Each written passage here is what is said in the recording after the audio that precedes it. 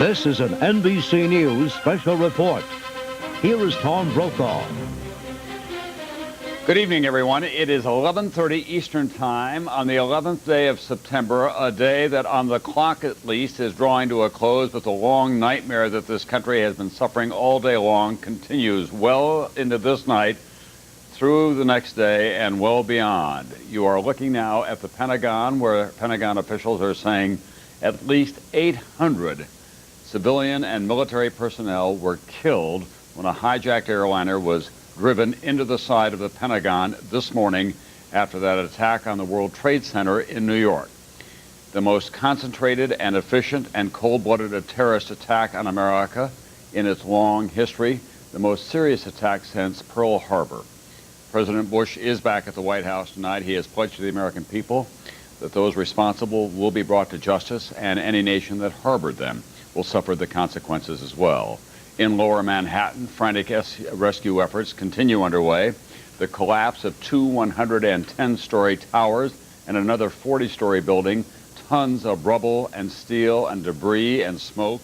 But now New York City police officials are telling us that some people trapped in the rubble are on their cell phones saying they're still alive. Let's go to NBC's Rahema Ellis now and get the latest from her. She's had a tour of Ground Zero. Rahema? Tom, I'm about 15 blocks right now from the World Trade Center, but with two outstanding producers and an incredible cameraman, the four of us made our way past the police barricades and right into the heart of the disaster. Take a look at some of these pictures.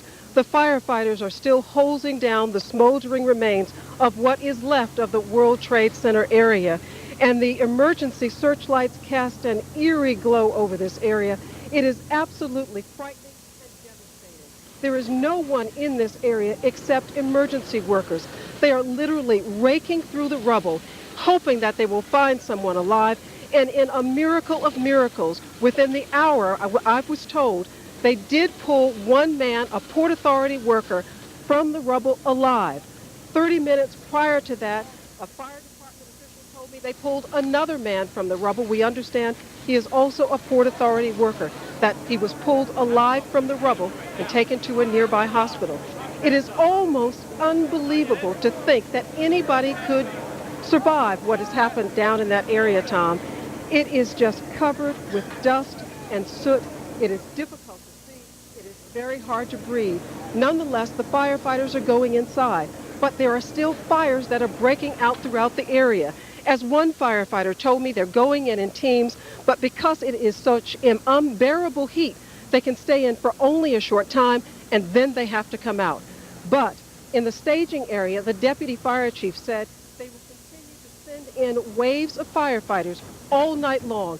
They are not giving up hope that they might find more people alive. Tom? NBC's Rahema Ellis, those are extraordinary pictures that you're sharing with us now. This is from earlier today. The collapse of those twin towers of the World Trade Center. There have been rough estimates that there may have been as many as 20,000 people inside at the time. Many of them were able to escape through the stairwells when the planes first hit, the building number one and then building number two, but then thousands more were trapped inside and they have not been heard from. There were not as many patients at the New York City hospitals as people had anticipated because simply there were not that many that they were able to. Then when the buildings came down, emergency rescue personnel, firemen and policemen were in the area.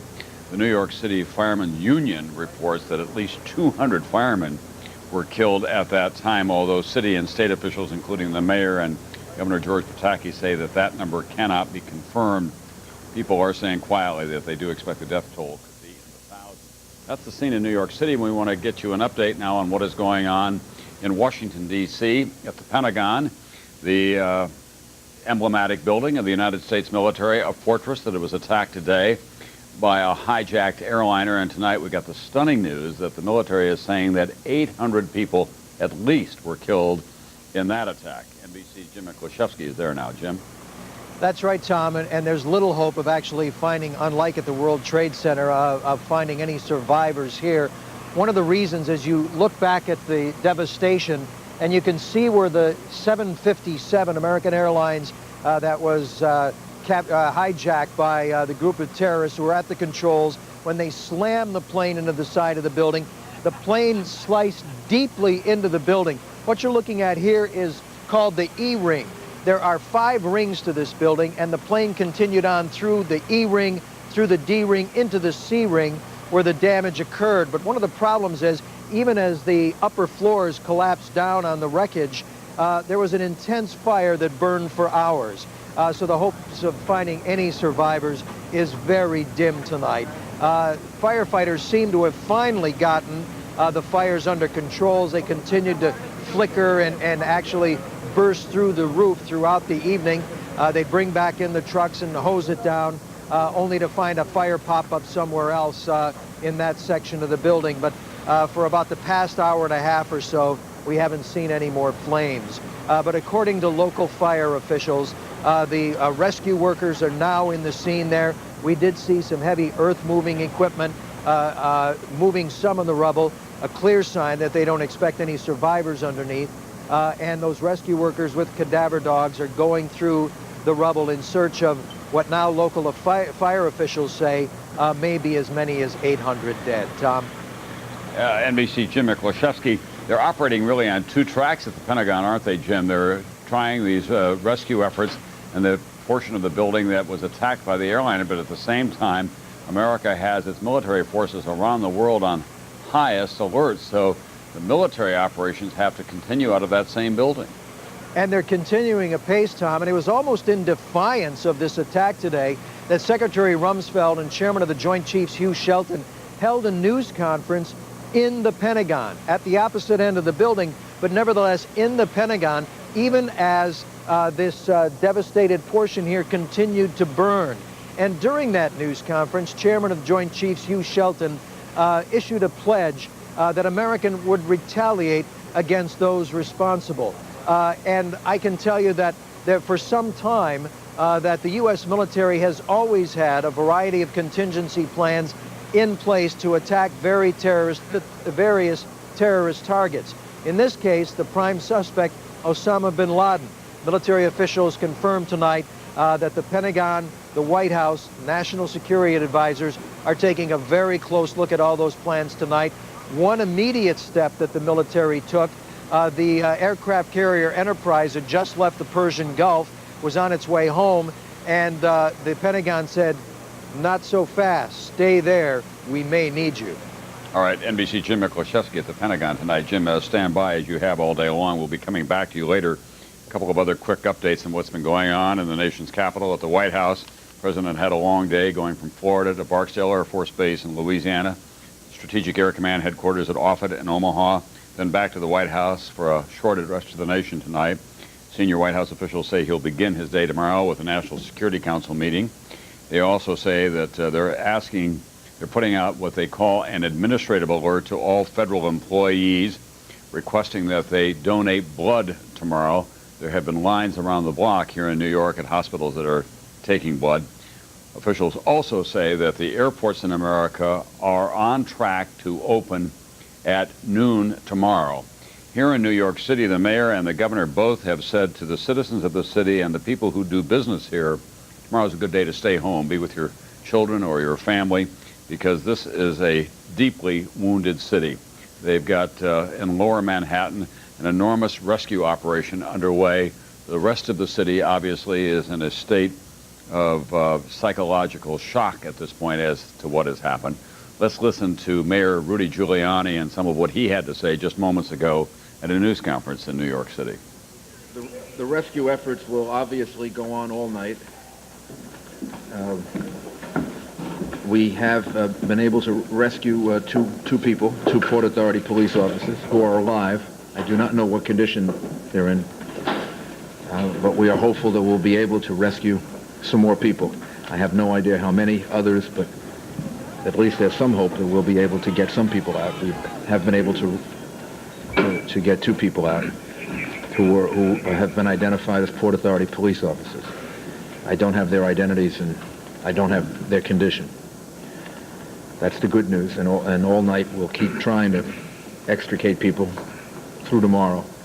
And there are over 1,000, well over 1,000 rescue workers and emergency workers down there now. Could be 2,000.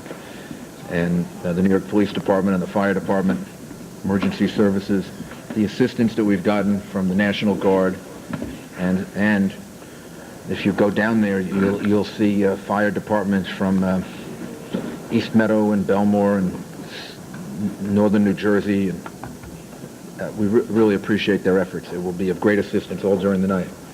If you have questions that we can answer or try to answer, the number is 1-212-560-2730. That's 1-212-560-2730. I know that there's great concern over what the numbers of people lost are. We don't know the answer to that. The dimension will be very large. In terms of the people we're looking for, it's a couple of hundred firefighters and police officers, which is a staggering number. As far as the number of people in the building, that'll be in the thousands. But there's no way of knowing at this point, and we're going to keep praying and hoping that we save as many people as possible. Mr. Mayor, there are reports that there are a group of survivors in the basement of the World Trade Center, that they have cell phones, they've been calling their relatives in Seattle to tell them precisely where they are, and that there's a group of NYPD police who are with them and alive and well. Do you know about that? I know that rescue effort's been going on for a couple of hours, yes. Mayor, do you know anything about the report about the possible explosives that were found in New Jersey? Yeah, I think the police commissioner was able to get information about that.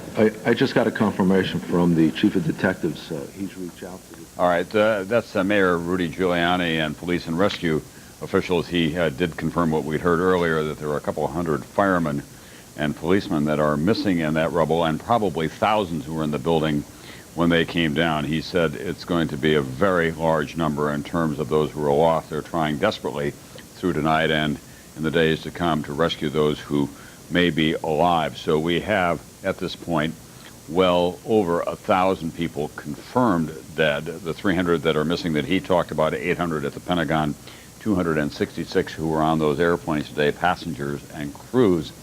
We're now up to about 1,300, and it is expected to go much higher. 2,400 people altogether were killed in Pearl Harbor. They were military personnel for the most part. It was a military attack on military installations. We know who did it. This is a different kind of a war in a new century. So let's go to NBC's Pat Dawson, who's been on duty not too far from the World Trade Center throughout this long day as well, talking to emergency rescue personnel. Pat? Tom, over the past 2 to 3 hours, we have seen a number of those rescue personnel, emergency workers, police, fire, coming out, finishing what amounts to their shift for the time being. They will be sent for some rest and brought back here again tomorrow.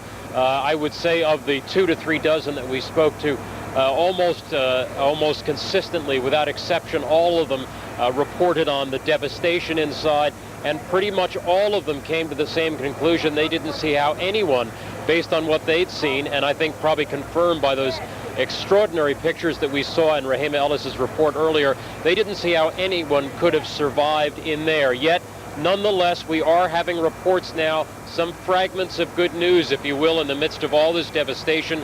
You mentioned, of course, the fact that there are reports of people calling with cell phones who are inside that building alive, in addition to which the mayor mentioned the fact that they actually have rescued 2 people from the rubble in that building, and we're going to talk to our guest about that right now. This is Inspector Gene Ciccarelli of the Port Authority Police. Inspector, it has been a long, very difficult day, but you have had some encouraging news in the last couple of hours. Yes, we did have 2 officers that were trapped in an area on Liberty Street, and there was a noise heard from that particular area by an emergency services rescue person, and who alerted us to the fact that they did identify themselves as Port Authority police personnel. And after an extensive effort to extract them from that area, both were taken from the rubble and are on their way to area hospitals and are being treated at this time. Do you have any idea of their condition? I don't know that at this time. The other report that we wanted to ask you about, earlier we had heard that an FBI spokesperson said that there was a report on the George Washington Bridge, which is another facility which you folks are responsible for policing, a report that there had been a van stopped there that had explosives. Have you, the Port Authority police down here, heard anything about that? I have received no reports on that particular incident, and there's nothing that has been brought to our attention to that effect. Okay. Austin? At this point, you're basically looking to continue the rescue operation through the overnight period. I assume you're sending more people in there. Is that correct? We'll continue the search and rescue operation through the night into tomorrow. We have new troops coming in the morning, and we'll continue to stay here all night until we have to do what we can to retrieve anybody that's still in that area. Inspector Gene Ciccarelli of the Port Authority Police.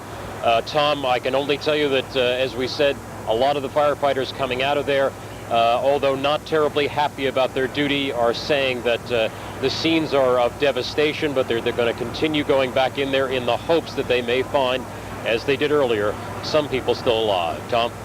Thank you very much. Pat Dawson, a real brotherhood, obviously, and these big city fire departments and rescue operations, especially during a time quite like this. Pat alluded to a report that there had been a van loaded with some explosives stopped near the George Washington Bridge, which is the northern end of Manhattan Island. It turns out the van had no explosives. They did detain the drivers for a time. There have been any number of reports all day long about bombs in schools, planes setting down because there was a rumor of a bomb on board. We are told tonight, however, that FBI officials think that they've gotten a name out of one of the passenger manifests. It triggered an alarm when they entered it into their database at FBI headquarters. They have obtained a warrant to search the former home of this man. It's believed to be in Broward County for possible evidence. This is all, at this point, as much as we know about it. The FBI obtained the name of the passenger, as I say, from one of the flight manifests. And we don't know the man's name, but the FBI thinks that he could be one of the terrorists. It is in Broward County, which is just north of Miami. These terrorists entered these planes, two of them in Logan Airport in Boston, and one at Dulles and one at Newark. The chairman of the Senate Intelligence Committee is the senator from Florida. He is Bob Graham. He joins us now on the telephone. Senator, I don't know whether you heard what I was just saying, but we do have a report that the FBI is looking for some evidence in Broward County because a name on one of the passenger manifests, when it was entered into the data bank of the FBI, set off some alarms. Do you know anything about that? Tom, I do not. This was the first I had heard of that possibility.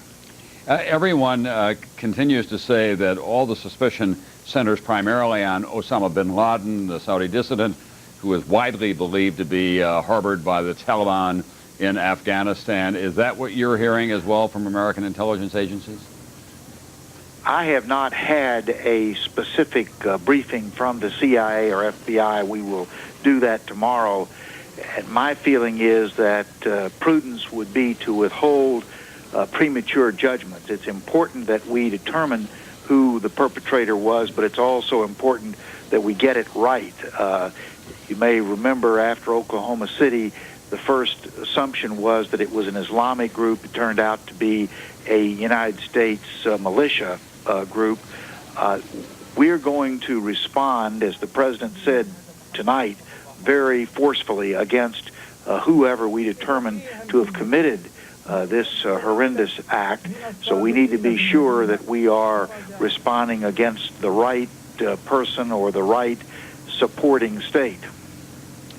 Senator, there have been any number of terrorism experts on the air tonight and throughout this day who are saying, well, we shouldn't be surprised by the fact that there was a terrorist attack. We've all been expecting that, although most of them were stunned by the complexity and the magnitude of it all. But have we turned a deaf ear to all these warnings about how vulnerable America is to terrorism? I don't think we've turned a deaf ear, but we have been allowing our front line of protection against terrorism, which is our intelligence services, to gradually degrade. We have not been maintaining our capacity to eavesdrop on terrorist groups in the same way that we did for 30 or 40 years against the Soviet Union. We have not made the investment in human intelligence, particularly people with the diversity of backgrounds, language skills, and technical skills to effectively get inside these terrorist cells and determine what their capability and motivations might be. And we are collecting a substantially greater volume of information than we are able to adequately analyze and therefore use for intelligence purposes. We need to shore up all those areas of weakness in our intelligence system. Finally, Senator, this is a terrible wake-up call for this country.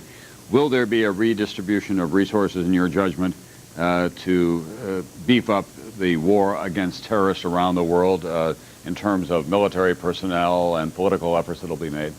Yes.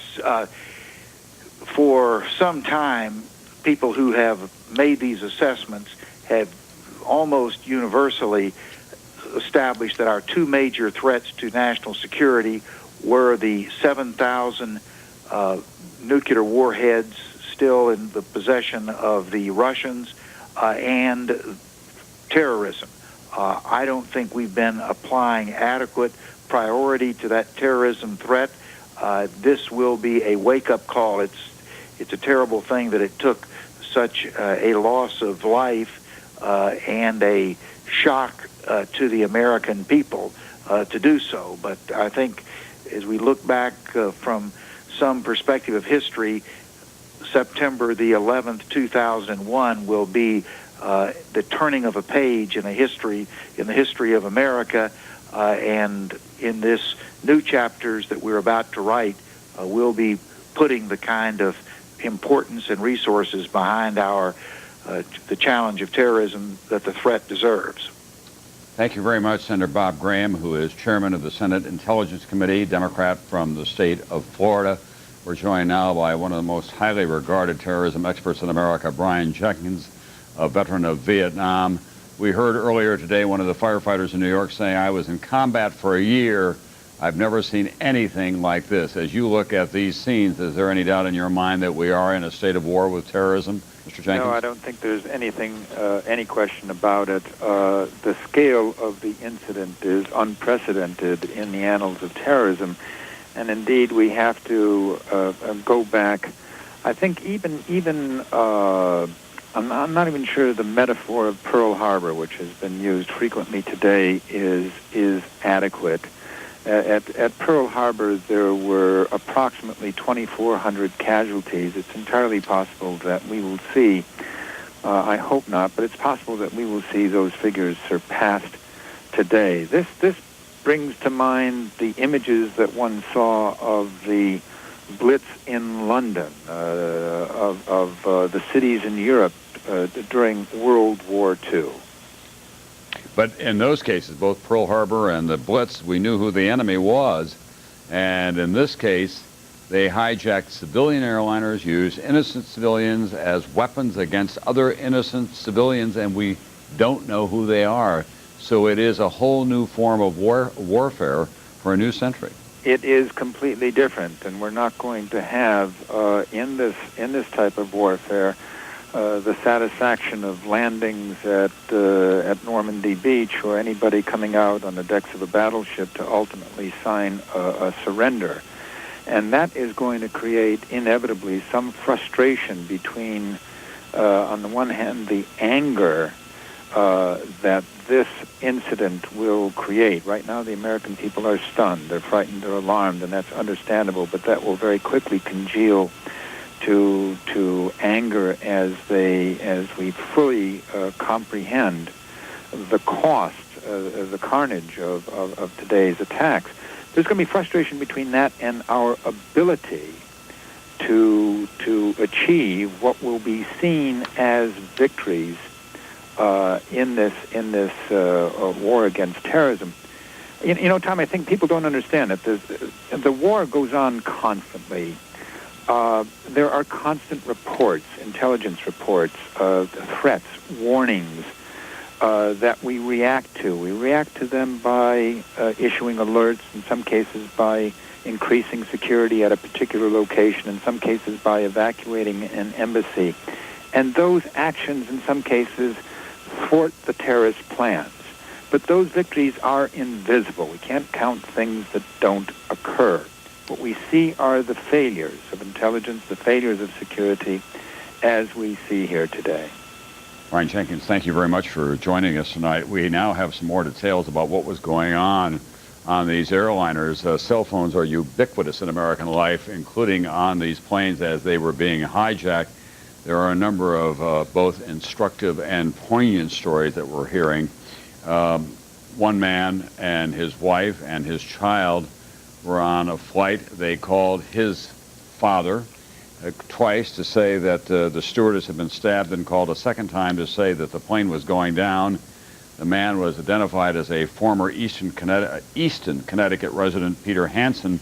A minister confirmed the cell phone call to his father, Lee Hansen, an official in Easton, a small town which is near Bridgeport on the coast. He called to his parents' home, and so in that way they were together at that moment, according to the Reverend Bonnie Bardot, as she was describing what transpired between this young man and his family on the plane before it went down. Another flight attendant on one of the American Airlines flights managed to call an emergency number as the flight was being hijacked, and she said that one of her fellow attendants had been stabbed. A San Francisco woman told KUTV in San Francisco in that area that her son, Mark Bingham, 31 years old, called her from aboard the United Airlines Flight 93 that crashed in Pennsylvania, saying, "We've been taken over. There are 3 men that say they have a bomb." That is Alice Hoagland quoting her son calling from the flight. This is what happened mid-morning today after the towers had been hit by the plane. They simply began to collapse. First tower number 2, which took the most severe hit, that's the one that had the huge fireball. The architect who designed these buildings later told NBC's George Lewis that the heat was so intense that the structural steel in a building like that will melt within 3 or 4 hours. Well, the heat was so intense it melted in a shorter time than that. Then the second one went down. These are 110 stories high. Many people were working in the building at the time. Some of them were trapped above what you see there. Others were below, still trying to get out. And of course, it's very hard to imagine that there could have been very many survivors in that kind of collapse of steel, concrete, electrical circuitry, and glass. It created a kind of tornado effect in the canyons of Manhattan. A number of the NBC News correspondents were trapped, many of them in grave danger, as well as a lot of rescue workers, obviously, and other people who were in that area.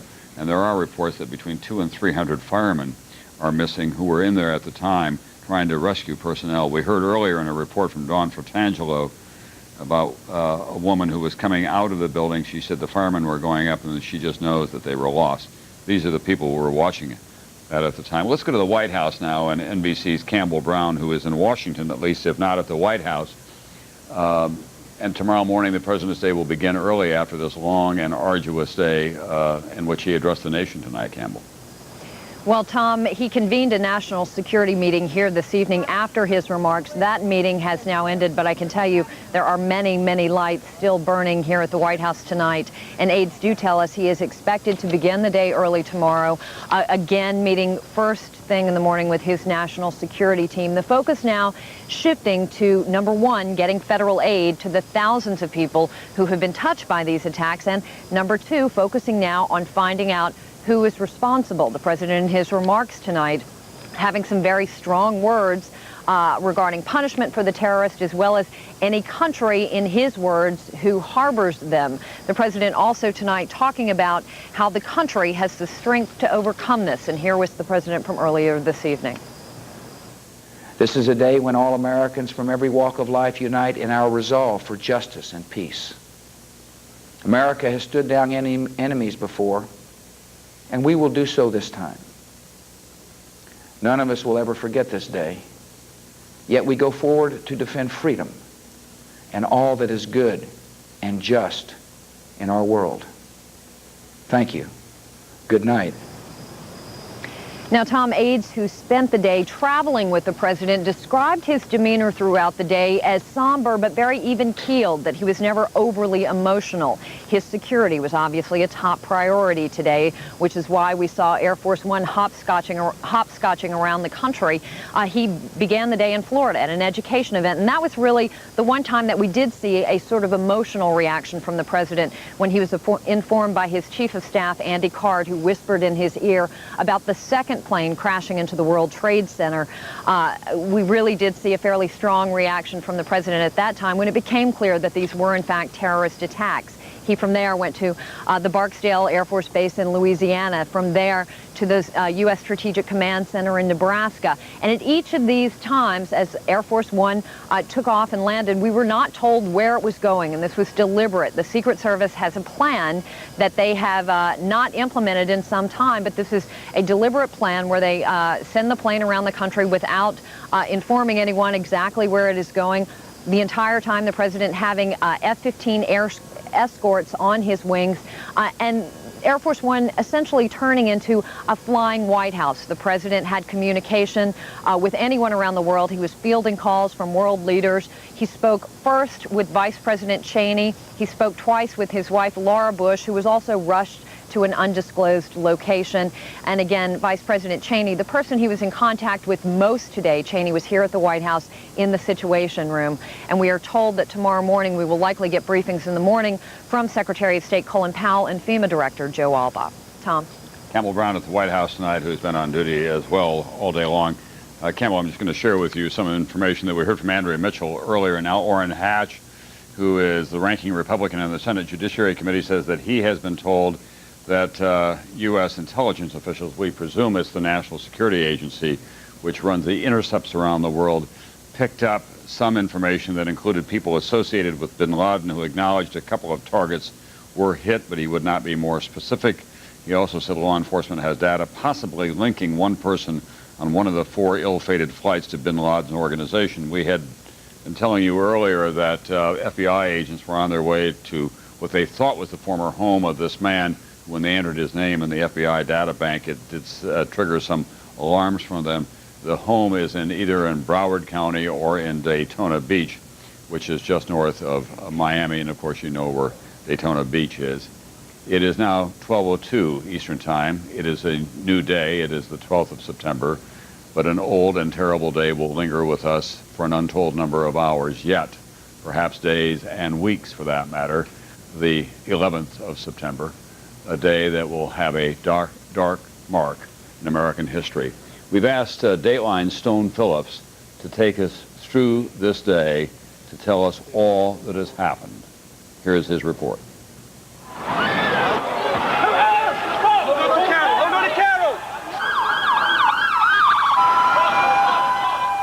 Today, the unimaginable happened. At the start of a busy workday, New Yorkers heard an explosion, then looked up to see a symbol of America's economic power, one of the World Trade Center's twin towers billowing smoke and flames. Yeah, the glass just flamed, exploded out the front of the World Trade Center. Glass flew everywhere.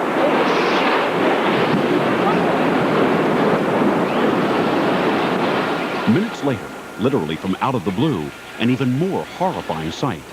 A jetliner bearing down on the other tower. It was a direct hit.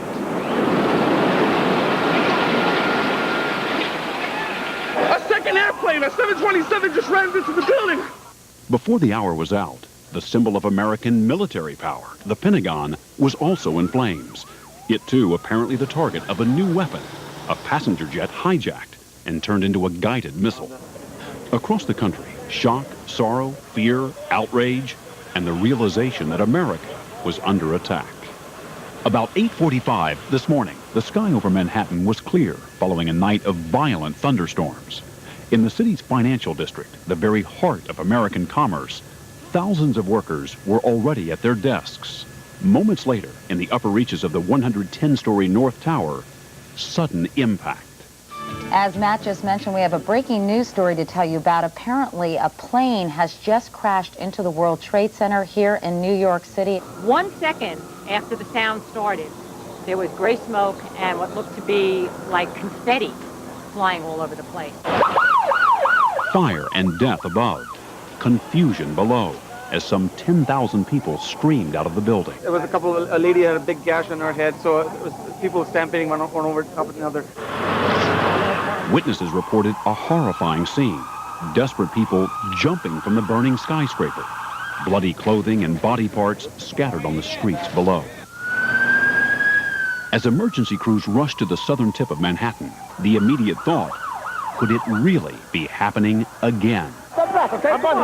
In 1993, the same building was hit by a truck bomb, Islamic militants hoping to topple the one tower into the other. 6 people died in that attack, and 1,500 were injured. But within the first minutes today, it was clear that the toll this time would be much higher. Then, at 9:03, less than 20 minutes after the first strike, with police and rescue personnel still scrambling to respond, this. There were many people in the building. Oh, another one just hit. Something else just hit. A very large plane just flew directly over my building, and there's been another collision. Can you see it? I can see it on this shot. Live cameras trained on the first stricken tower captured another huge explosion, this one on the South Tower. Only this time, the attack was documented. This indelible image to be replayed again and again, seared into the American memory. And here it comes right there. An American Airlines 767 with 92 people on board hijacked on its flight from Boston to Los Angeles, becoming the implement of mass murder. The impact was devastating, the airliner punching through the skin of the huge tower, another rain of glass, concrete, and terror. It's like this unbelievable ball of fire. And the whole street, which is now awakened, everyone's like, whoa. People start crying, people start running.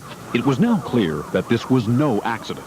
The first tower had also been hit by a hijacked passenger jet, a United flight that had also taken off from Boston, bound for L.A. The attacks left New York virtually paralyzed. Tunnels and bridges linking the city shut down, subways closed, telephone lines jammed, cell phones overloaded as frantic callers tried to contact loved ones.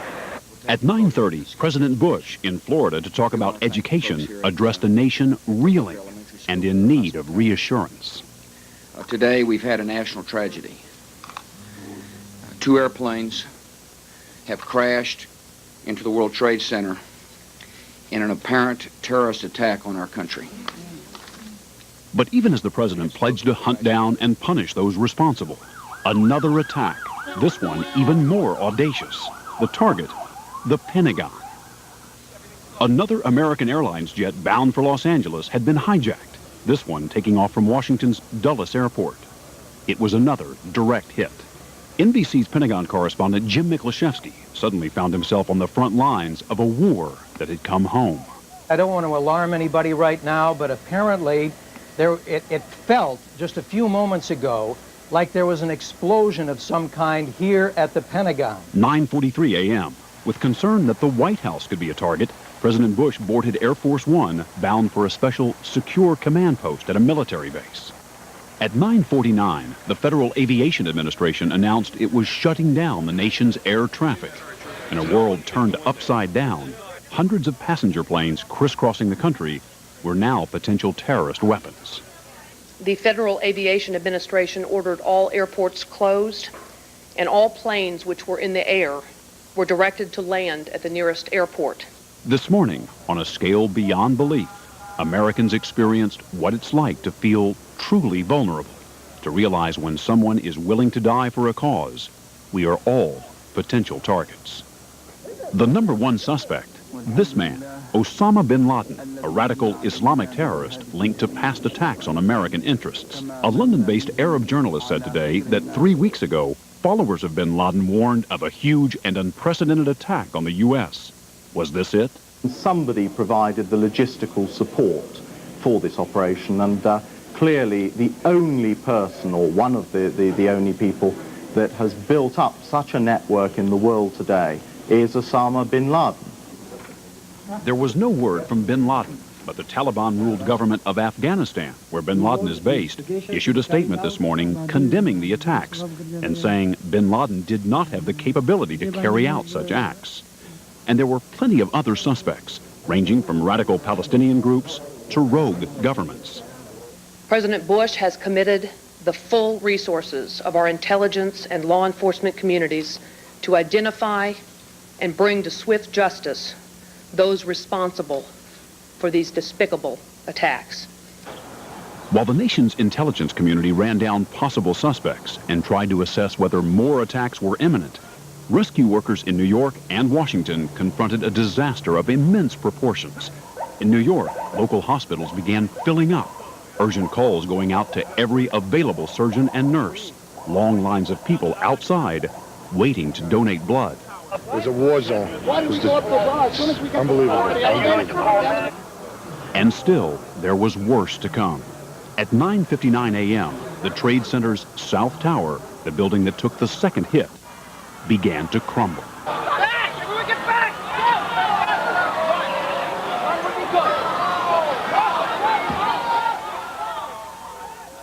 It was almost incomprehensible. In a matter of seconds, the skyscraper collapsed and was gone. Suddenly, we hear, the security say, everyone get out now, everyone run for your life. NBC producer Shahar Baran was there with a home video camera. A bunch of women just standing there, shocked. By then, the whole building sort of implodes. It just goes like this. And you see like a side of the building, and then it goes, and there's this ball, this silver yellow ball sort of heading towards you, kind of in slow motion. You can't figure out what to do. People are starting to run like crazy. Then, at 10 a.m., news of another passenger plane in trouble. Someone on United Airlines Flight 93, traveling from Newark, New Jersey to San Francisco, called 911 and reported a hijacking. Then, an explosion and silence. The plane crashed here, some 80 miles outside of Pittsburgh. There were 45 people on board. So far, 3 passenger jets used kamikaze style, and a 4th that might have been. 266 people on board killed. The death toll on the ground still unclear. Then, at 10:30, another sickening sight. The tower still standing, following its twin, collapsing, vanishing in a cloud of smoke.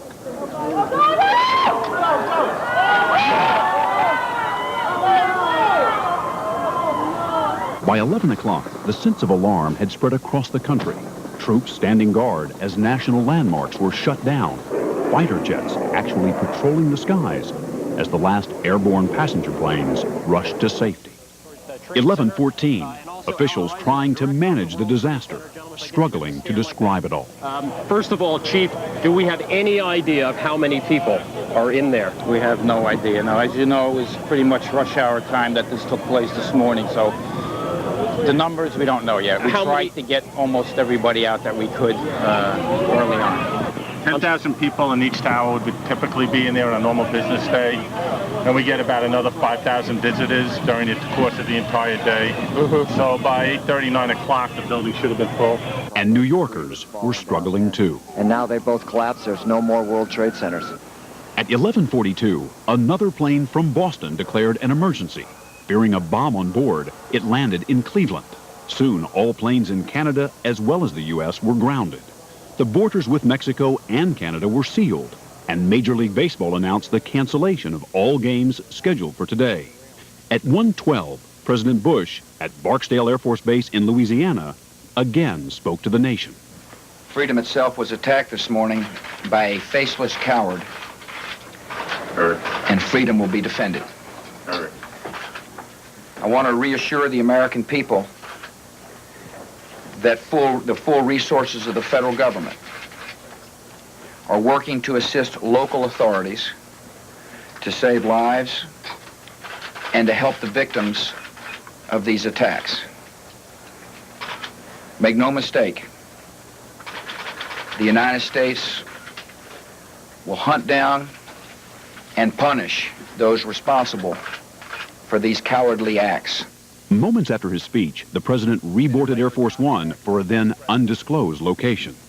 Meanwhile, in New York, an army of rescue workers and volunteers from the city's building trades and other unions made their way to the wreckage of Lower Manhattan, seeking the injured and dead. You guys going back? Yes. It's our job. You worried about that other tower? Personally, I am.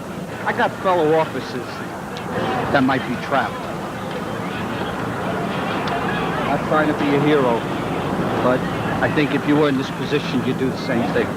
Those civilians who could made their way by foot across the Brooklyn Bridge, as New York Mayor Rudy Giuliani called for calm in a city that was more shell-shocked than terrified.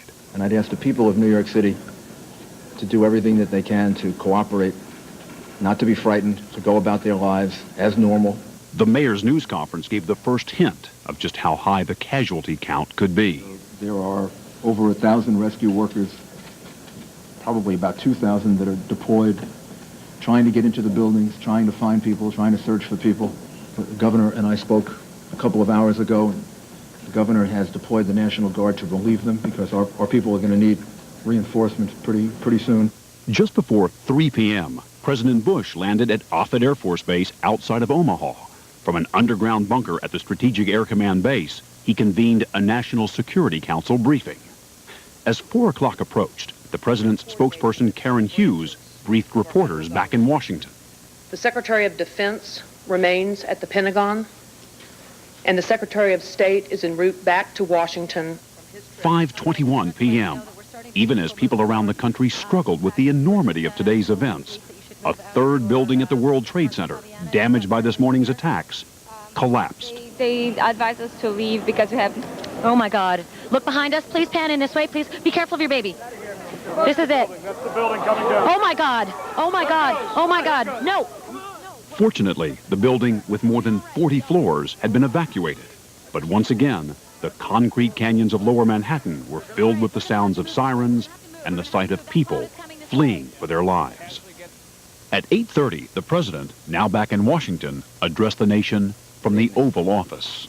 Today, our fellow citizens, our way of life, our very freedom came under attack in a series of deliberate and deadly terrorist acts. The victims were in airplanes or in their offices. Secretaries, businessmen and women, military and federal workers, moms and dads, friends and neighbors. The president focused on America's strength as a nation. Our military is powerful, and it's prepared. He also issued this warning. The search is underway for those who are behind these evil acts. I've directed the full resources of our intelligence and law enforcement communities to find those responsible and to bring them to justice. We will make no distinction between the terrorists who committed these acts and those who harbor them. Tonight, search and rescue efforts continued at the Pentagon and in New York City, where the Twin Towers once stood, a hole in the skyline, an eerie glow, and the realization of just how much was lost on this terrible, terrible day. Dayline Stone Films tonight with a comprehensive report on this long and difficult day in American history, a day without end, because in Lower Manhattan and at the Pentagon tonight, they continue to look for people who may have survived this deadly attack. They're trying to find victims as well. Law enforcement fanning out around the world tonight. U.S. military forces on the highest state of alert. The Pentagon is now asking Army personnel who were assigned to the Pentagon today to call this number, 1-800-984-8523 or 703-428-0002. 428-0002. Families are also asked to call those numbers if they are still trying to locate a loved one. Navy and Marine personnel assigned to the Pentagon today should call this number, 1-877-663-6772. The Pentagon wants everyone to be aware of those numbers because they're trying to get an accurate count of the dead and missing in that 757 hijacked airliner attack on the Pentagon that was such a devastating blow to America's military headquarters.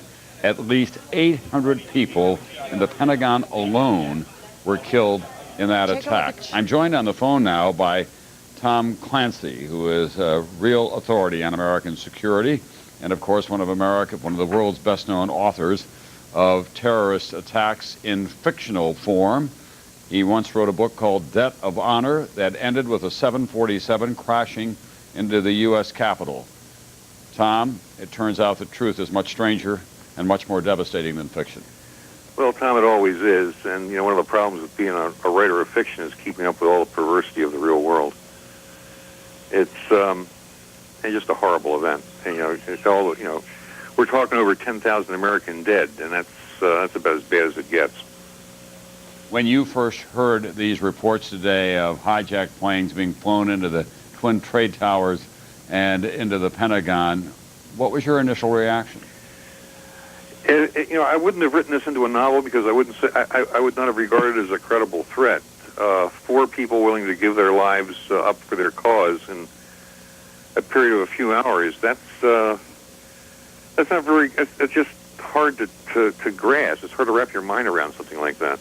Well, the other thing that we have to say is that this was a very efficient, in a cold-blooded fashion, and a very sophisticated and a very complex operation that didn't happen in just the last 48 hours or so.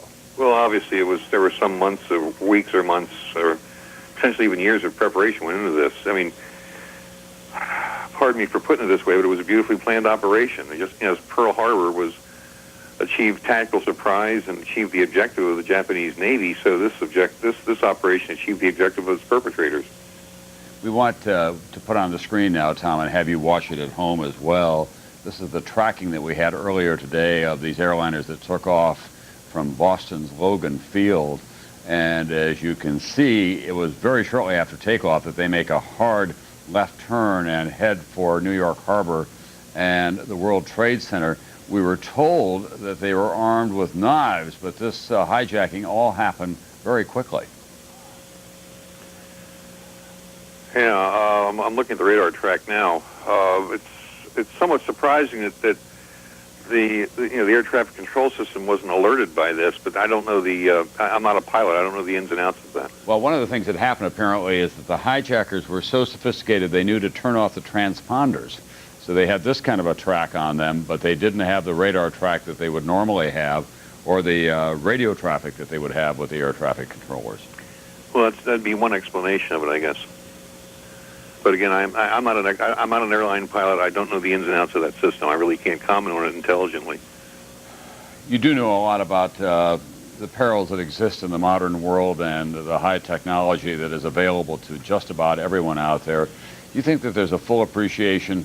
Certainly there may be by the end of this day, a full appreciation across America, even in the highest echelons of our government and our corporate life, of the real threat of terrorism?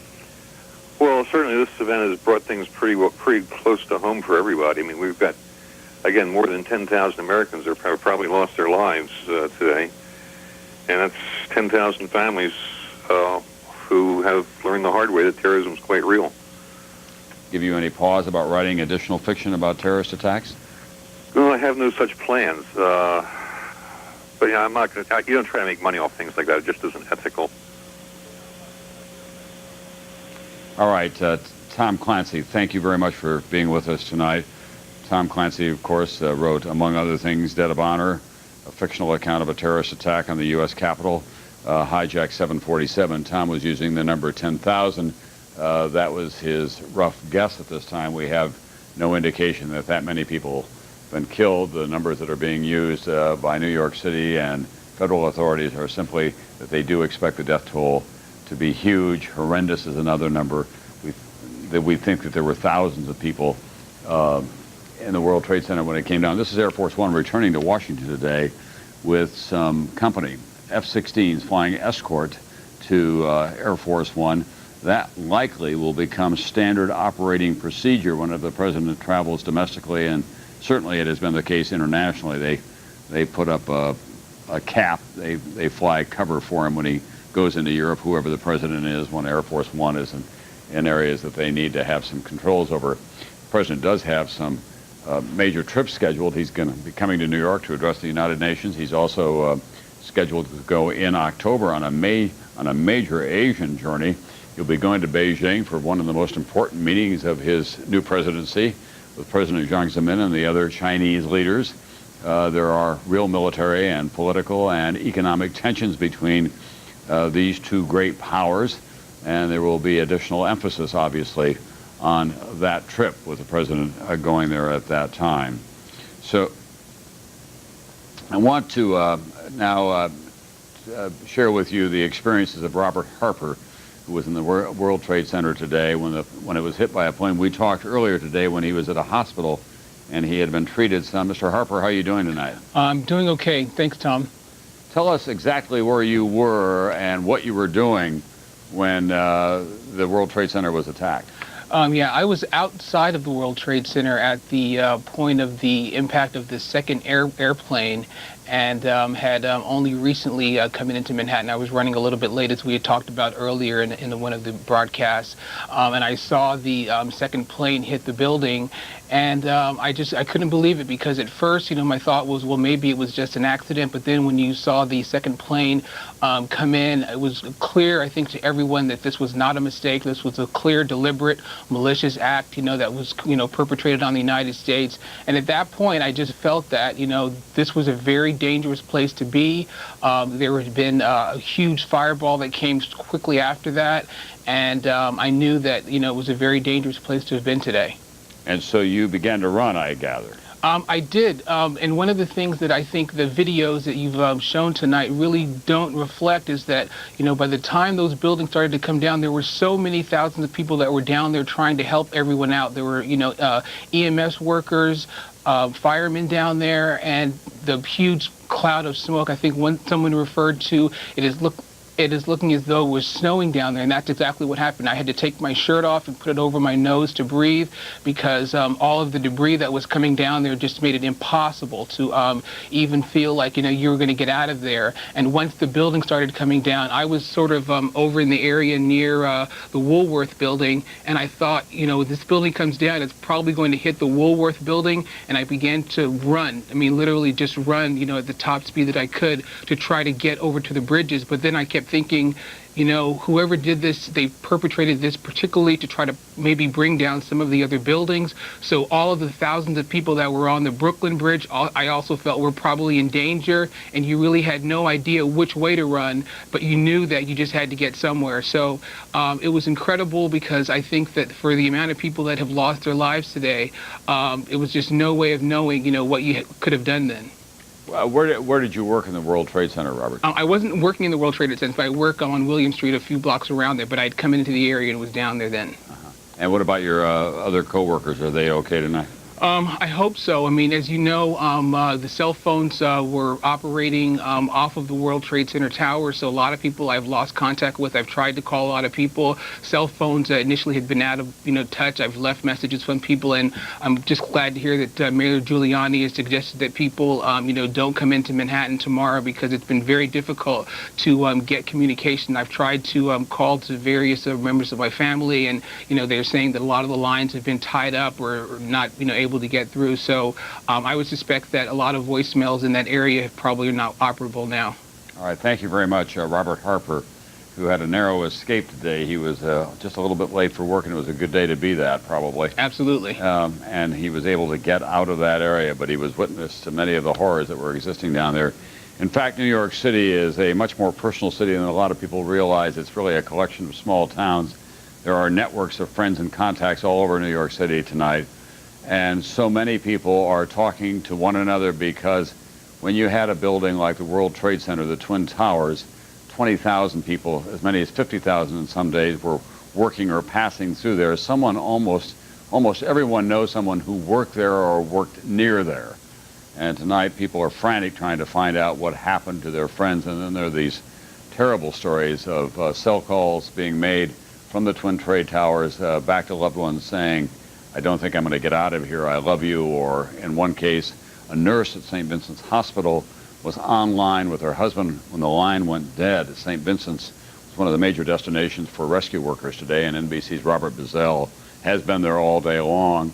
Robert, is a little bit quieter there tonight?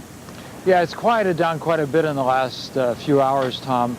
I just got word that another person in the burn unit died of the injuries just a few minutes ago. In addition, 2 police officers were brought in. Many of the police officers today have had eye problems because there was just a storm of concrete dust down there, and a lot of the rescue workers had very severe problems with their eyes. Mayor Giuliani tried to get a lot more goggles taken down there at one point because there were so many eye injuries. But of course, that's not the worst of it. The multiple burn injuries and a lot of people that were crushed. And as we can't repeat it often enough, of all the people that did manage to make it in as casualties, an enormous number, maybe 1 in 5, were rescue workers, firefighters, or police officers. And as we've heard over and over again, there's that enormous number who are missing. Mayor Giuliani mentioned the number 200 firefighters, which is just an astounding number from New York's fire department. I also have word that one of the favorite chaplains in the New York Fire Department, a chaplain, Father Judge, was killed when the second tower collapsed. He was giving last rites to another fireman, and he died in the incident. That's one of the names that I've heard. But the impact is enormous. And again, the big problem is that there aren't enough casualties. This hospital behind me is the one that was expected the most casualties of all. They expected at least 1,000, and so far the number is below 350. And that has a lot to do with the number of people who were probably killed or are still trapped in there. In the last few hours, I'm along 7th Avenue here, which is the path that a lot of the equipment goes downtown to the World Trade Center. We've seen an enormous amount of very heavy equipment going down to assist in the rescue efforts. A lot of trucks from the New York City Housing Authority that are going to be used to take away rubble. Clearly the beginnings of a massive cleanup operation that's going on now, but I think will be even larger tomorrow. Tom? All right, thanks very much. NBC's Robert Bazell at St. Vincent's Hospital, where he has been during most of the day. Some of the hospitals were sending out word that they needed additional doctors and trained medical personnel. That was not the case at St. Vincent's. They had about 500 doctors and other medical personnel on duty. There was a physicians meeting in New York City today, including European doctors, and many of them showed up at St. Vincent's volunteering for duty. St. Vincent's is a very active, and of course it's a first-rate hospital here in New York. So that's the situation at St. Vincent's in New York City. We're going to go back down to Washington now. Our aviation expert is Robert Hager. Of course, there were 4 hijacked airliners today that were used as guided missiles. That investigation is underway as well. All air traffic in this country, Robert, was suspended today. That's never happened before. But the White House is saying tonight they do believe it's on track to reopen flights again tomorrow at noon. Yes, noon is the word, but it's not going to be anything like the flying that we know. And in other words, I mean, security will be much tougher. Already they've said there will be no curbside checking of baggage. There's going to be tougher identification checks. And the airlines themselves will have a terrible time sorting everything out because the ground halt, ground stoppage was called suddenly this morning at 9:30 a.m. So all over this country, airlines have planes scattered at airports that they're not supposed to be at. So it's going to be a long time before they get that all sorted out, get the planes to the right places, and get their schedules back to some semblance of normalcy. Just as an example, somebody here in the office reported father-in-law was flying back from Brussels. The plane was diverted to Newfoundland. It was on the runway for 6 hours because there were no gates at the airport at Newfoundland, and then finally when it came to the terminal, there are no motels around there to handle all the crowds of Americans that landed there, and so everybody's spending the night at the airport. There are similar scenes at U.S. airports too, so it'll take, as I say, a long time to straighten out.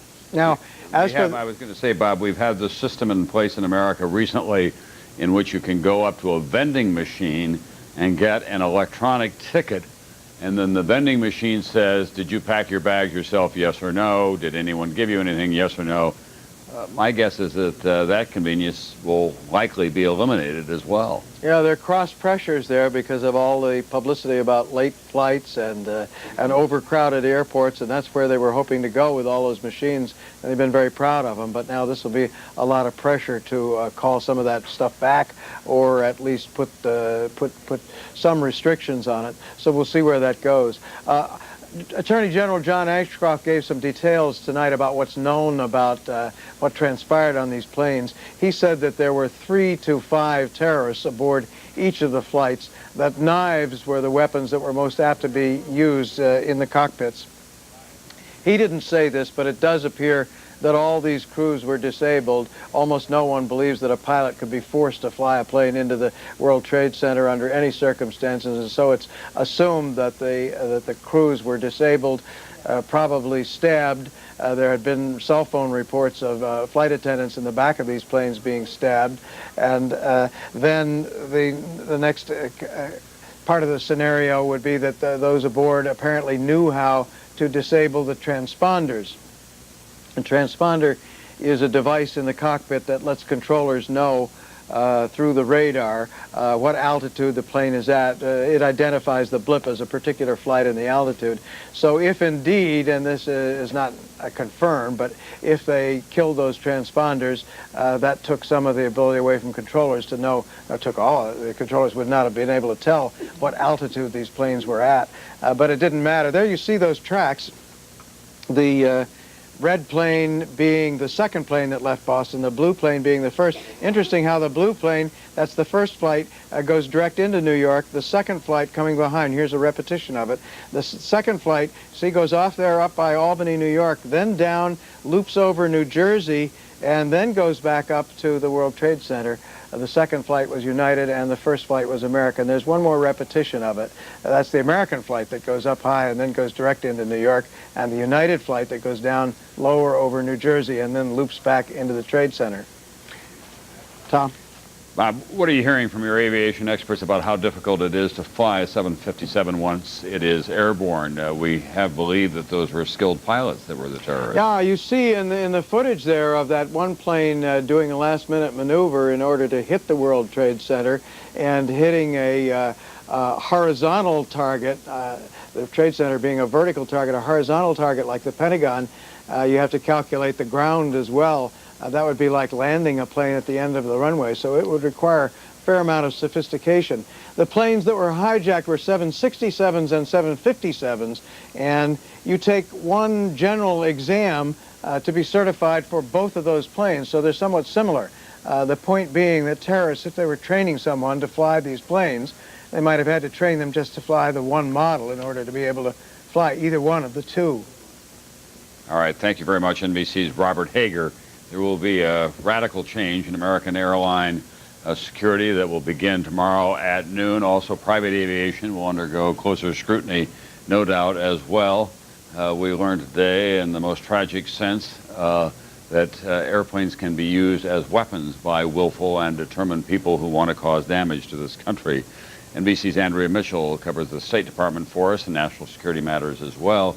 Andrea, Osama bin Laden is the name that almost everyone has been mentioning. Are there any other groups or any other countries around the world that are falling under the veil of suspicion? Well, Tom, top officials tell me tonight that they do not see any signs of state sponsorship. So ruling that out, they say the only freelance group that has the kind of sophisticated training that Bob Hager has just described for flying, training hijackers to fly a 757 or a 767. The only group that has the money, the motive, the means would be Osama bin Laden. And tonight we're told that members of Congress are being briefed not by the intelligence community, but by the FBI and John Ashcroft, the Attorney General, and that they're being told that all signs do point to Osama bin Laden as being the man behind this terror operation. Well, we've known for some time that he is a very sophisticated terrorist, that he has a lot of money, he's a Saudi originally, and that he has used the internet effectively and computer technology to be in touch with his agents around the world, Andrea.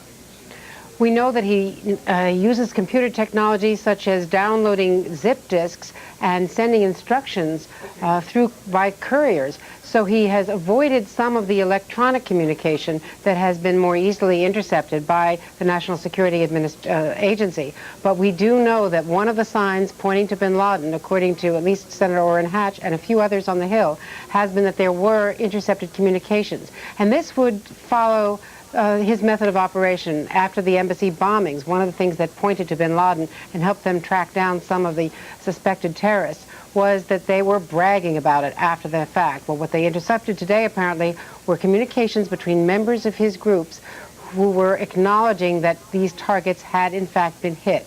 Also, as I think you mentioned earlier, the FBI is zeroing in on the manifest of at least one of those 4 flights, the doomed planes, that there was one person who was suspicious, that the names did provide a match, and as you know, there was a search warrant sought and received to go after a possible former residence in Broward County, Florida. So they do think that that person who was on the manifest is someone that they knew of as having a link to the bin Laden organization. Andrea, earlier tonight you gave us a very detailed look at Osama bin Laden, who he is, where he came from. We're going to share that with our audience now. An attack on America coordinated with military precision. 4 planes, split-second timing, penetration of airports and airspace, no warning. They can destroy buildings, they can kill people, and we will be saddened by this tragedy, but they will never be allowed to kill the spirit of democracy. They cannot destroy our society. They cannot destroy our belief in the democratic way. The first question tonight, is it over? The terrible answer, despite billions spent on U.S. intelligence, the nation's top experts do not know where or when terrorists will strike next. The problem is that they are hard to penetrate. They are located in places that we're very hard-pressed to get any kind of information out of. And as hard as our agencies have tried, they've had some success. You don't hear about that. We only hear about the failure. Who could have done this? Before today, the worst failure, the attack on 2 U.S. embassies in Africa 3 years ago. Again, perfectly timed, no warning, 224 dead. The alleged mastermind, America's most wanted terrorist, Osama bin Laden. Bin Laden also involved, U.S. officials say, in helping the man convicted of bombing the World Trade Center, Ramzi Youssef, 9 years ago, by protecting Youssef before and after that attack. Last winter, CIA Director George Tenet told Congress that bin Laden is capable of multiple attacks with little or no warning. Osama bin Laden and his global network of lieutenants and associates remain the most immediate and serious threat. Bin Laden's alleged millennium plots planned attacks on 3 tourist areas in Jordan frequented by Americans, on Los Angeles International Airport, and on a U.S. destroyer in Yemen, all foiled. But 6 months later, terrorists do strike successfully, ram another destroyer, the USS Cole, killing 17. In June, bin Laden brags on this home video of killing U.S. sailors, a remarkable tape made to recruit more terrorists against America. And just 3 weeks ago, a warning to a London newspaper allegedly from bin Laden's group that he was targeting America again. I think it is a dilemma for the United States now. I believe the only thing is, to revise their policies, to look at what's happening. Why, for example, the anti-American sentiment is very high in the Middle East and in the Muslim world. How could this happen? Only from a massive intelligence failure. But in this case, at least there will be some evidence. The good news is that the hijacking 4 airplanes is a very complicated operation. Even hijacking 1 is complicated. And they will have left some trail behind them. They will have had to have checked in, and they will have had to have purchased tickets either under their name or alias names. If the U.S. cracks the case, how will it retaliate? Current and former officials say massively, but carefully. If we're going to act, we need to be able to convince the world that we were justified in our actions. We had that evidence during the African embassy bombings, and I think it's critical that the intelligence community now begin to develop that with respect to these attacks. There could be no clearer warning, Tom, than what President Bush said tonight, which is that they will make no distinction between those harboring the terrorists and the terrorists themselves. Tom? All right, thank you very much. NBC's Andrea Mitchell. Andrea, just very quickly, though, there is no sense yet that we know for sure that it was Osama bin Laden, nor do we know for sure that he is being, at this moment, harbored by the Taliban in Afghanistan, although that is the widespread speculation. Our community believes very strongly that that is where he is. They don't have an exact location. They say he is in Afghanistan, and you're absolutely correct. They do not know for sure that he was behind this. He is just the top of their suspect list. All right, thanks very much, NBC's Andrea Mitchell. Earlier tonight, there were reports of explosions in Kabul, which is the capital of Afghanistan, and the United States, both at the CIA and at the Pentagon, deny that they were responsible for it. Later, anti-Taliban organizations said that they were responsible, an anti-Taliban leader, in fact, was the target of an attack, an assassination attack in the last 48 hours or so. And there's some question about whether that attack was successful. So that kind of anarchy that has been going on there continues in Afghanistan tonight, and so much of it is closed off. Reporters who are able to get in there are restricted in where they can go and who they can see and what they can report when they get out of there. But now I'm sure that it will be closed off even more, although officially Taliban officials were denying tonight that they had any role whatsoever, or that Osama bin Laden had any role whatsoever in this terrorist attack. And tonight, this is the kind of world that we live in. Libya and Cuba both expressed shock and and solidarity with the United States as a result of this terrorist attack, said that they would offer any kind of assistance that they could. Here in New York City, you are looking at the lower end of Manhattan, the great canyons of the financial district, backlit by the fire that continues to burn. 3 buildings, 2 towers, 110 stories each, and another 40-story building have come down as a result of this terrorist attack. There are an untold number of people dead who worked in those buildings, and rescue workers, including firemen and emergency personnel and policemen as well. No one has gotten closer from the outside than our own persistent Rahema Ellis, who with her crew of a producer and a camera crew did get right down into the midst of it this evening, even though earlier today they were in grave danger themselves when the buildings came down. Rahema, what's the latest that you're hearing down there? What I'm hearing, Tom, is that this work, as you know, is going to continue all night long. They are still hoping that they will be able to pull someone and maybe several people out of this rubble alive. They have had a miracle of miracles here tonight. 2 Port Authority workers were pulled alive from the rubble and taken to nearby hospitals. At this moment, we cannot say the condition that these men are in, but we can say it was a source of great joy for the rescue workers, for the firefighters, when they were able to pull those men out. It is an unbelievable scene. People have been describing this that is much like a war zone. That is no exaggeration. It's hard for the cameras to capture the devastation that you see when you are right there in the middle of what was the World Trade Center, and when you look around and try and imagine where the World Trade Towers were. They are no more, Tom. It is just a shell. There are skeletons. There are fire crews who are hosing down the smoldering remains and saying that they are literally digging through the rubble, hoping that they will find more people alive. Tom? NBC's Rahema Ellis down not too far from the World Trade District. I'm told, Rahema, that they have everything that they need down there. There must be some sense of organization to these rescue efforts as well, or are they just turning over all the rubble that they can as quickly as possible?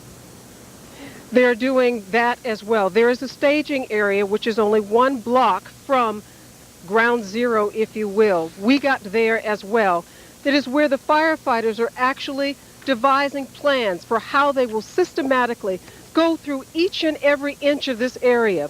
There, we have seen a whole corridor, or caravan, if you will, of emergency crews that are still coming into this area, and there are dump trucks that are being brought into the area, as well as excavators, so that they can literally plow through this rubble. But they're going to try and take some of this out, some of the rubble, some of the wreckage that has come from this building when they collapsed. And they've also, I should tell you, been hosing down the streets to try and make it a little bit easier for everyone to breathe, and particularly for those emergency workers down there in ground zero. But it will be a long time before that will begin to look anything like normal. There is just mounds and mounds of dust and concrete ash in the area. You walk through it, you step on it, it's everywhere, Tom. It is just, again, an unbelievable sight.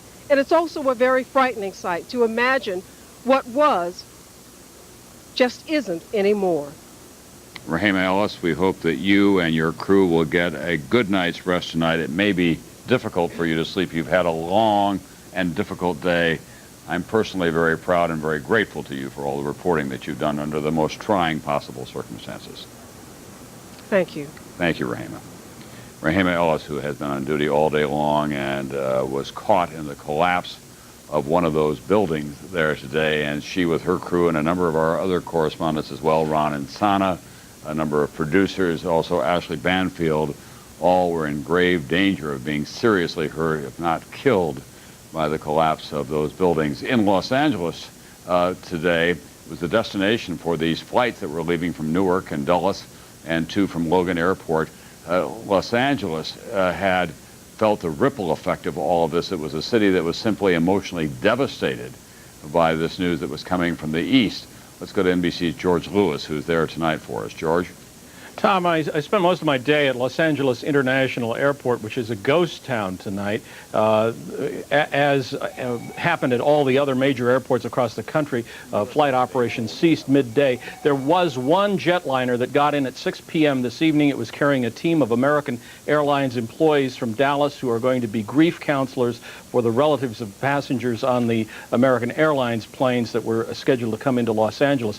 But otherwise, LAX is completely buttoned up. Nothing taking off or landing. Please. Shocked and grief-stricken, the relatives of those aboard the hijacked flights rushed to the airport, where authorities quickly took them to private rooms. Grief counselors from the Salvation Army joined airline personnel in trying to comfort the families of the passengers. It's just to be there and to say to them, we are here, and we'll do whatever we can do to help you through this trauma and this pain. The first plane to crash into the World Trade Center, American Airlines Flight 11, was bound from Boston to Los Angeles, piloted by 52-year-old John Oganowski. This afternoon, his brother spoke to reporters. I ask all of you for your prayers, or as I refer to him as Brother John.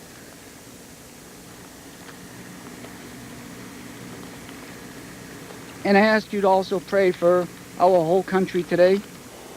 Among the well-known passengers on the hijacked planes, the producer of the TV series Frasier, David Angel, and CNN commentator Barbara Olson, wife of U.S. Solicitor General Ted Olson. She reportedly called her husband twice on a mobile phone to tell him her plane was being hijacked, that the crew and all the passengers were being herded to the back of the aircraft. And on United Flight 93 from Washington to San Francisco, one of the flight attendants, Cece Myers, also used a cell phone to report that hijacking to her husband, a policeman in Fort Myers, Florida. By midday in Los Angeles, FBI personnel were swarming over the airport checking for possible bombs, but none were found. As a precaution, police and the FBI ordered the airport evacuated. We're evacuating all terminals and we're stopping traffic all over.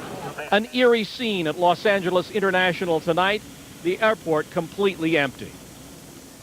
There are 178 aircraft on the ground at LAX, and airport officials warn that even if the system is on track for reopening at noon tomorrow Eastern Time, there are a lot of aircraft that have to be moved back to their proper locations.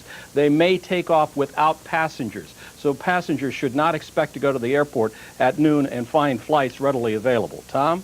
Thank you very much, NBC's George Lewis. I suspect a lot of people will be having some real second thoughts about flying at all in the near term. We'll be sharing more information with you about that later on. We want to go back now to the Pentagon and NBC's Jim Miklaszewski, who's been on duty since early this morning.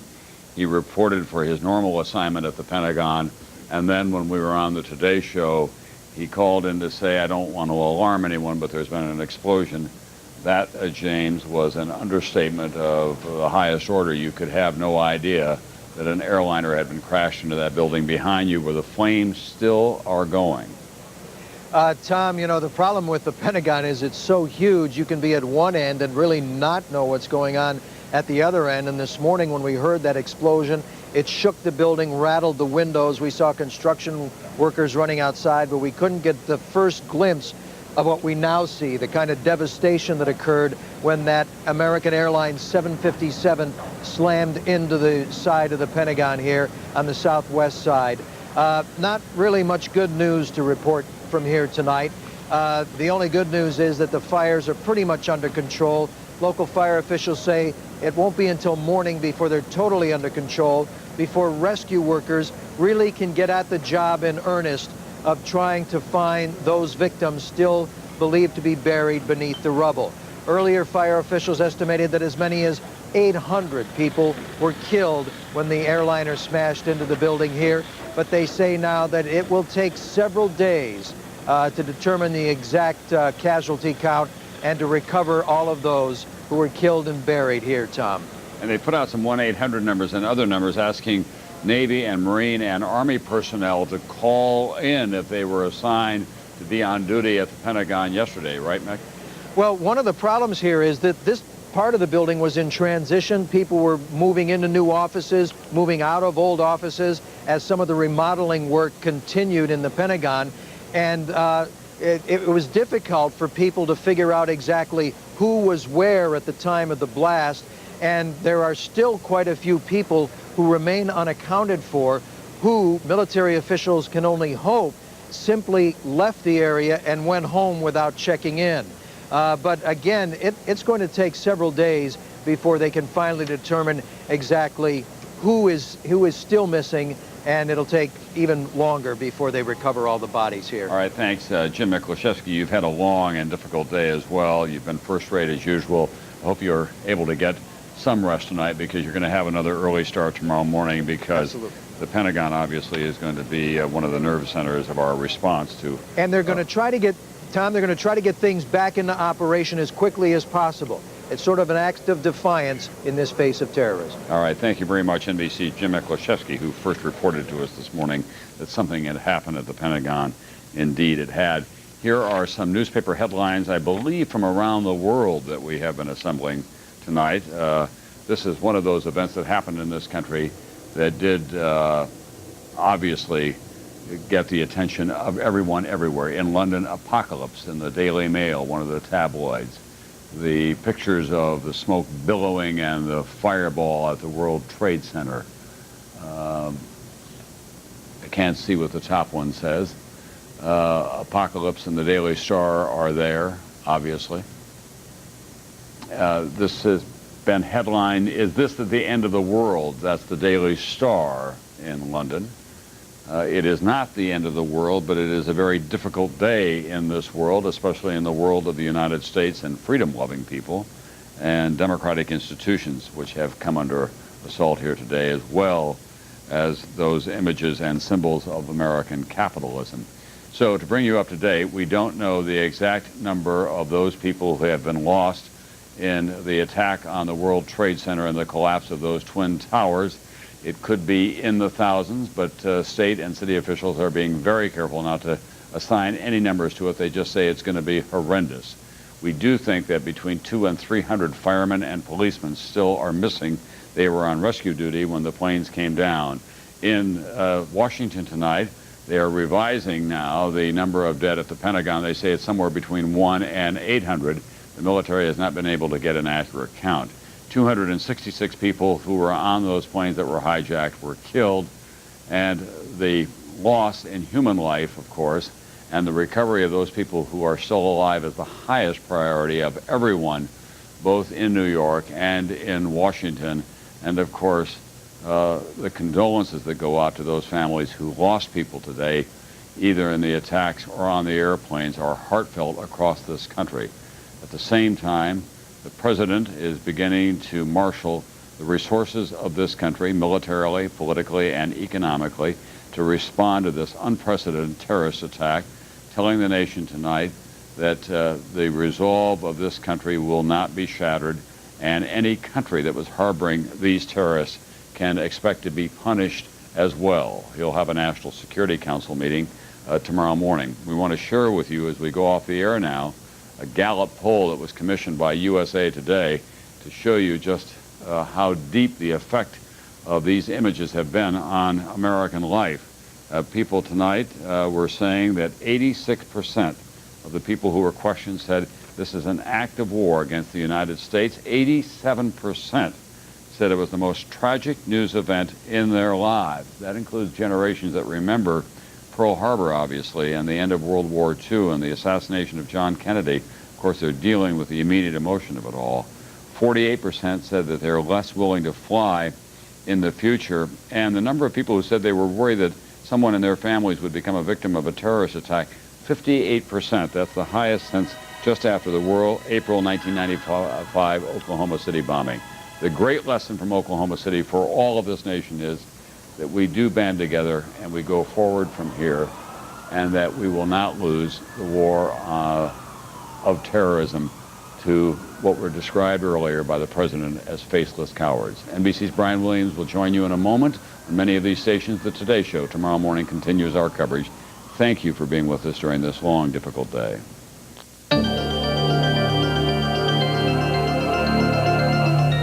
Today we've had a national tragedy. I've never seen anything like it. It literally blew itself into World Trade Center.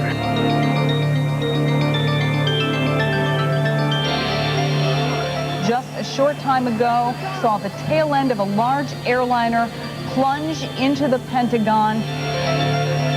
I was in the building because I was driving a friend. So I'm worried for her safety.